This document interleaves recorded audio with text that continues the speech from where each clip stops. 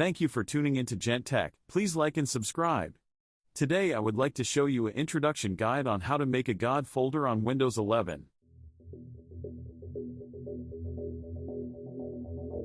Please don't forget to smash that subscribe and like button. Creating a God mode folder on Windows doesn't give you godlike powers, but it does provide access to a centralized location where you can access various system settings and administrative tools more conveniently.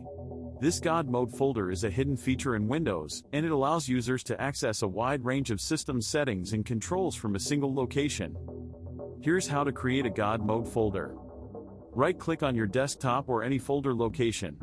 Choose New from the context menu. Create a new folder. Rename the folder with the following text. I added the text in the description.